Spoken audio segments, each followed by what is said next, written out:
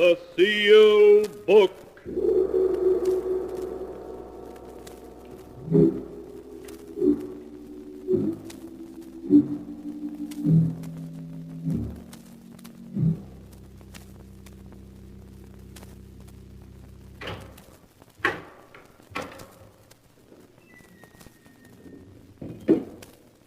Once again, the keeper of the book has opened the ponderous door to the secret vault, wherein is kept the great sealed book, which records all the secrets and mysteries of mankind through the ages. Here are tales of every kind, tales of murder, of madness, of dark deeds, strange and terrible beyond all belief. Keeper of the book, I would know what tale we tell this time. Open the great book and let us read. Slowly, the great book opens. One by one, the keeper of the book turns the pages and stops. Ah, the strange story of a woman who was born with the soul of a cat. A tale titled Queen of the Cats. Here is the tale, Queen of the Cats, as it is written in the pages of the sealed book. It is early evening, and in a large, old-fashioned living room filled with gloomy shadows, young Chris Arnold, his face haggard, sits glowering at his fiancée, Jane Elliott, and the serious-faced doctor, whom she has brought to see him. Chris's hand trembles as he tries to light a cigarette while he speaks.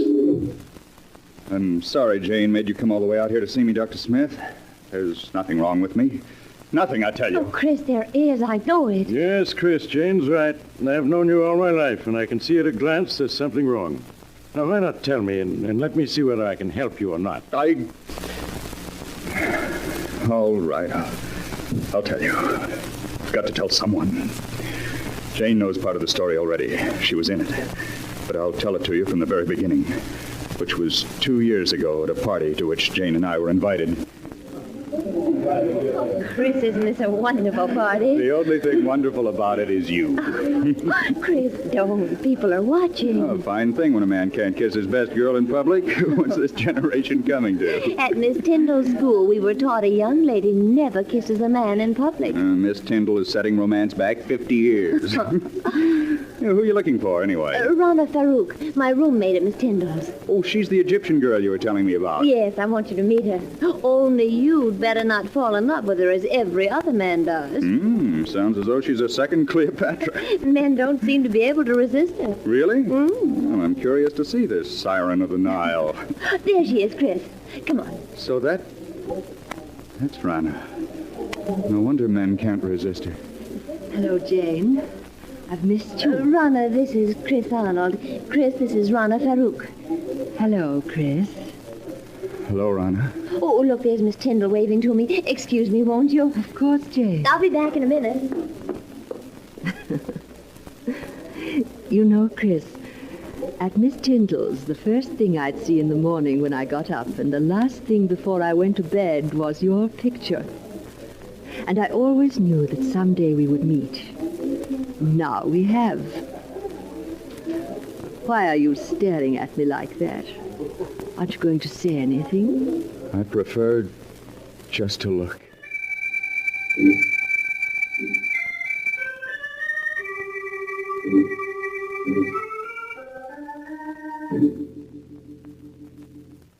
Even now, Doctor, 2 years after our first meeting, I find it difficult to describe how beautiful Rana was. I was her slave from the moment I saw her. A month after we'd met, we were married. I see. Please go on, Chris. After Rana and I were married, we took an apartment in town. In the months that followed, I began to see Rana not as the image I'd been infatuated with, but as she really was. Vain, selfish, and possessive. It was a possessiveness verging on madness. She couldn't bear to have me out of her sight. And when I was, upon my return, there'd be questions, countless questions. I began to dread seeing her. And then And there were the cats. The cats? Yes. The apartment was always full of cats. She'd sit for hours stroking them, whispering to them, till I felt I'd go mad. And that was when I got the strange idea that Rana wasn't really human at all, but a great cat herself, wearing human form. She and the cat seemed to talk together as if they understood each other perfectly. Life became a nightmare for me. A nightmare full of cats and Rana asking questions, endless questions. One day I realized I couldn't go on living with her any longer, that our marriage had been a mistake. I decided to tell her about it that very evening without waiting any longer. May I come in, Rana? Of course, dear. Rana, there's something important I want to talk to you about. Please, Chris, there's so little time just now. We can talk after the party. But, Rana, this is important. I think that... Darling, whatever you have to say can wait. Now, please hurry. But, Please. Well, all right. We'll discuss what I have to say later. Chris, when I called you at the office this afternoon, why didn't you tell me that you'd had lunch with Mary Walker? How did you know I had lunch with her? Oh, a friend told me. A friend? Who was it? What is it, my beauty? What are you trying to tell me? Rana, put that cat down and answer me. Who was the friend that told you I had lunch with Mary Walker? Someone you've never met, darling. How is it you always know what I've been doing? Whom I've been seeing? It's as though you have people spying on me. Chris, what a thing to say. Now, please hurry or we'll be late. There's something strange about the way you always know what I've been doing. Sometimes I suspect you... Chris, look out! You stepped on Sabina's tail. Well, if there weren't so many cats underfoot, I wouldn't have stepped on it. Why must you keep 5 cats around? Because I love cats. They're beautiful, sacred. Thousands of years ago, my ancestors worshipped cats. And the great cat goddess Sakonet. On the River Nile, close by the ancient city of Hamadi, where I was born, are the graves of 100,000 sacred cats who have been mummified and buried with reverence. Rana, I can't go on like this anymore. Why, darling, what do you mean? Our marriage was a mistake. I want a divorce. Chris, you can't be serious. But I am. No, Chris. I love you and I won't give you up. You're mine, darling. You always will be. Nothing shall ever separate us.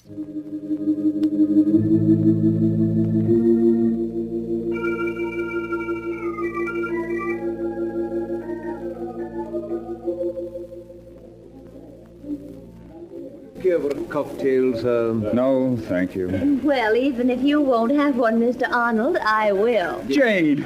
Oh, Jane, it's good to see you again. Can't we go someplace and talk? What about the terrace? All right, Chris. Here, this door opens onto it.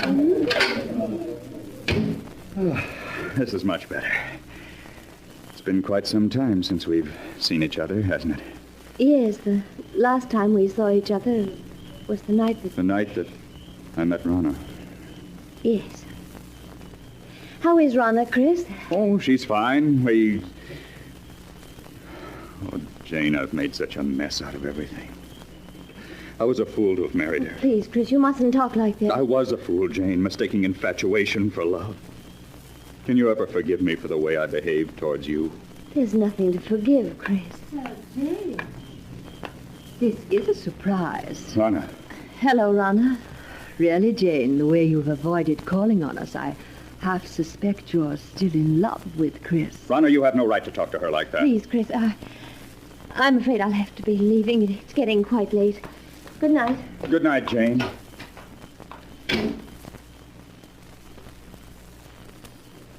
I hope I didn't interrupt anything by coming out here so unexpectedly, Chris. Yes, Rana, you did.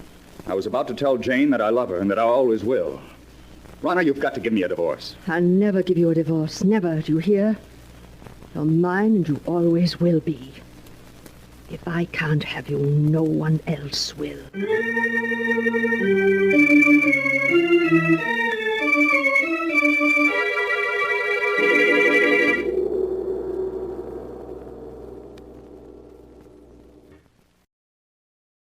And now my story continues.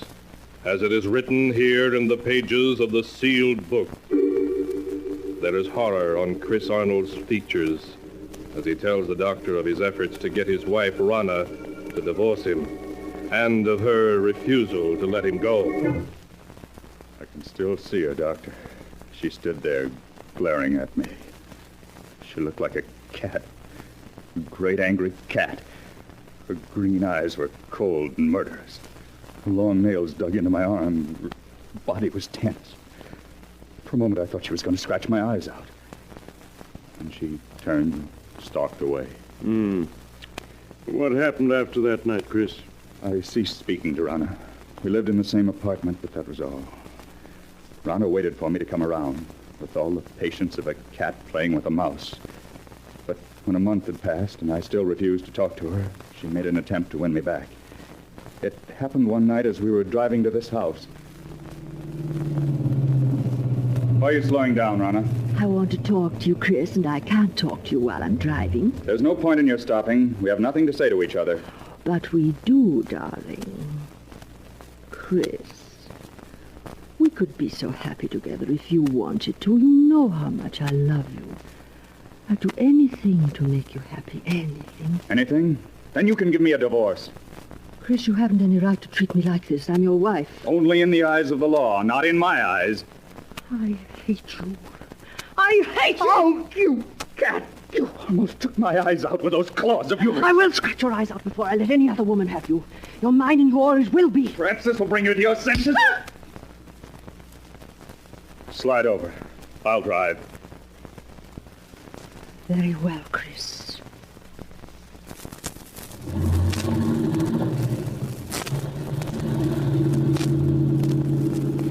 You think you've beaten me, Chris, but you haven't. In the end, you'll come crawling to me. It may take a year, 2 years, 5 years, but I can wait. You have everything planned perfectly, Rana, don't you? But I have one way of escape from you that you never thought of. Really? And what way is that? I can escape through death. Death? Yes, Rana. If I should fail to take the curve 100 yards ahead, we'd plunge off the side of this mountain. Chris, you wouldn't. Why not, Rana? You've showed me there's nothing to live for. This, at least, is a clean way out. No, Chris! Chris, don't! No! No!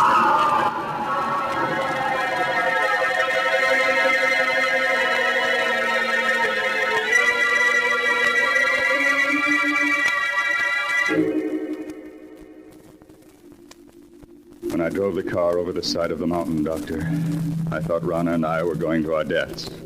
But fate decreed otherwise.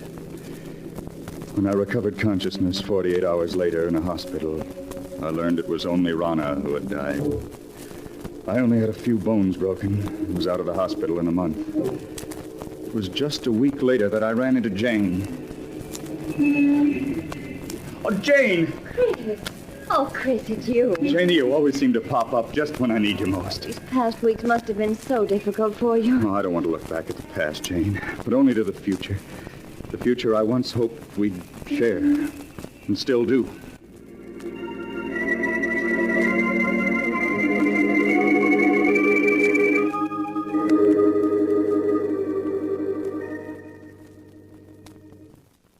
Two months ago, Doctor, Jane and I became engaged.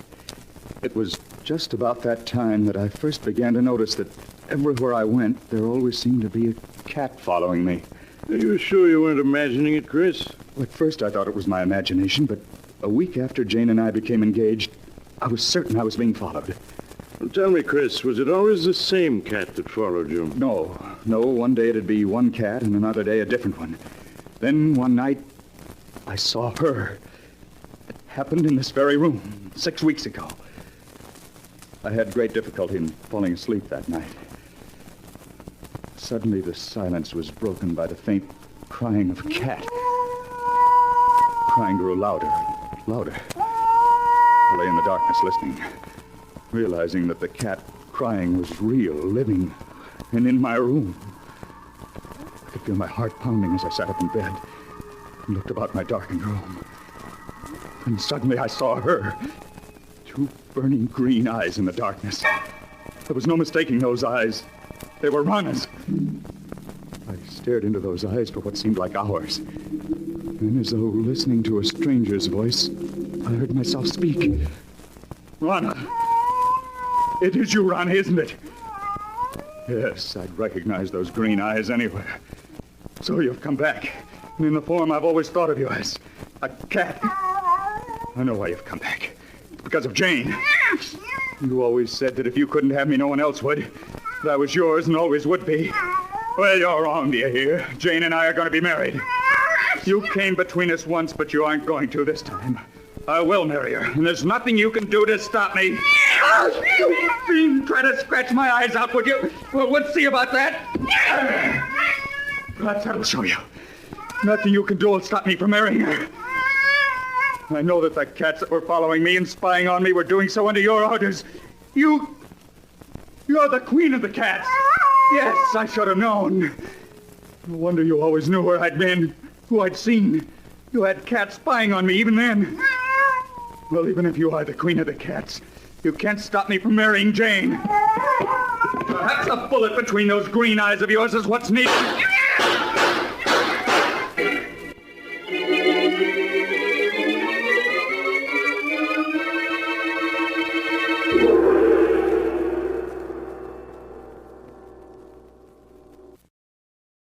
And now to continue the story, as it is written in the sealed book. His voice shaking, Chris Arnold is telling how he shot at the great black cat, which came to him in the night, and missed. I emptied the gun at her, Doctor. At Rana in her true form of a great cat. And I turned on the light. There was no sign of her. She'd vanished. All that I found were 6 bullet holes in the wall opposite my bed. Chris, isn't it possible that you only dreamed all that actually you fired the gun in your sleep and the shots themselves wakened you? I tried to tell myself that. But during the nights that followed, I knew it hadn't been a dream. For night after night, the great black cat appeared in my house. I'd lie awake, waiting to hear her voice. And when she'd appear, I'd plead with her to leave me alone, but she'd only stare at me with those burning green eyes, waiting. I knew she'd never leave me alone as long as I intended to marry Jane. Finally, I went to see Jane. Chris, this is a surprise. Come in, darling. Thank you. Jane, there's something I want to ask you. Yes, Chris, of course. What is it? I know we set our wedding for next week, but couldn't we put it off for a while? Just a little while. Oh, darling, what is it? There's something wrong. I know there is. Please tell me. Wish I could, but I can't. Please, Jane, just have faith in me. You know I wouldn't postpone our marriage if I could possibly help it. All right, Chris. I do have faith in you. We'll consider our marriage postponed for the time being.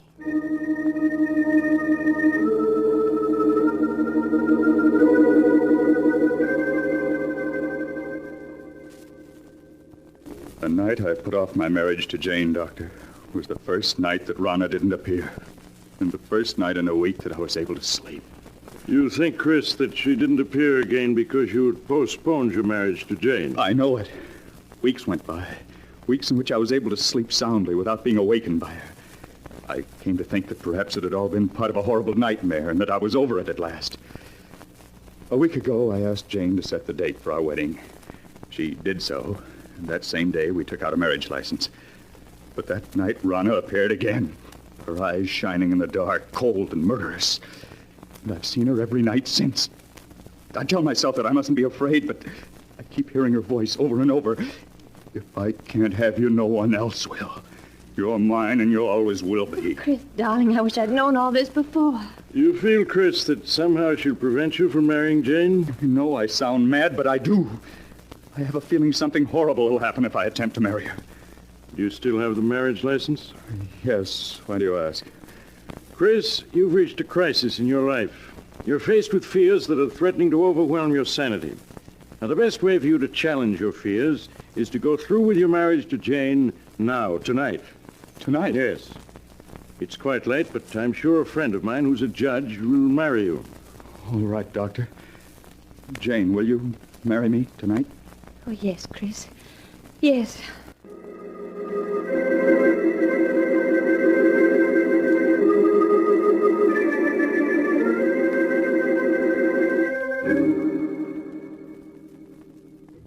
Sorry to get you up in the middle of the night, Judge, but for reasons I can't explain, it's important that these two be married tonight. That's quite all right, Doc. Always glad to oblige a friend. Have you got the license and ring, young man? Yes, sir. Here's the license and here's the ring. Good. Now, young man, if you'll take her right hand. That's it. Now, shall I give the long ceremony or the short one? The short one, please. Just as you say, young lady. This is the shortest one I've got. And do you, Jane Elliott, take this man to be your lawful wedded husband, to love, honor, and obey as long as you both shall live? I do. Do you, Christopher Arnold, take this woman to be your lawful wedded wife, to love, honor, and cherish as long as you both shall live? It's she! It's Rana! Oh, Chris, please, it's only a black cat. You mustn't pay any attention to it. Of course not. Now It's Rana, I tell you. Look at her eyes. I told you she'd try to prevent my marrying Jane. We'll all get rid of her for once and for all. Chris, what are you doing with that gun? Put it down. Oh, she got away.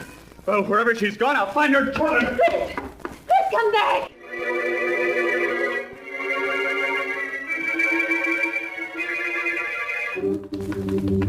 Oh, Doctor, where can it be? Now, Jane, he can't be far off. We'll find it. Listen. Doctor, that must be Chris firing that gun. Come on. Those shots came from close by. Oh, hurry. Hurry. You better take it easy now, Doc. It's pretty dark out here. Wait a moment. I'll light my lighter. Doc, look. A dead cat. Yes. It was shot through the head. Look, here's another one that's been shot to death. Neither one of them is the black cat. Say, Doc, isn't there a body over there? Chris! Say, Jane, you stay with the judge while I look. All right, Doctor. There, miss. You mustn't cry. But this would never have happened if I hadn't agreed to marry him. He was afraid, so afraid. Doc, is it Arnold? Yes, it is. He's dead, isn't he? I can see it in your face. Yes, Jane, he's dead. But, Doc, how could such a thing have happened to him in such a short time? He's been clawed to bits, as if by the claws of hundreds of cats. Oh. And most horrible of all, his eyes have been scratched out.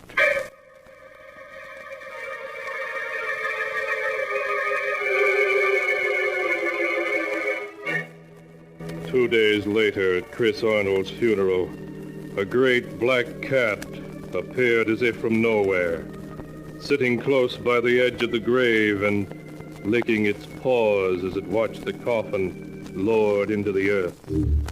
When they tried to catch it, it leaped away and seemed to vanish and was never seen again. Was it truly Rana, Chris's wife, reborn in the shape of the cat she had been at heart? The answer is not written here. The tale has been told just as it is recorded in the sealed book.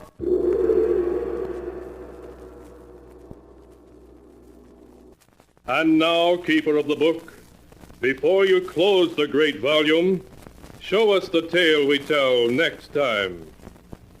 This one, yes, an amazing tale.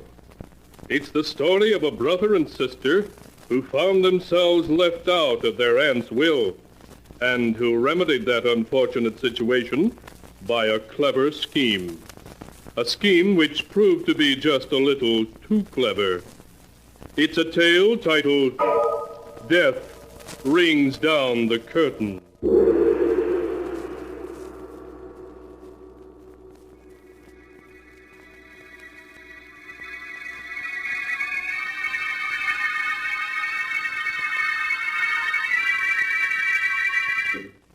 Be sure to be with us again next time, when the sound of the great gong heralds another strange and exciting tale from the Sealed Book. The Sealed Book, written by Bob Arthur and David Cogan, is produced and directed by Jock McGregor.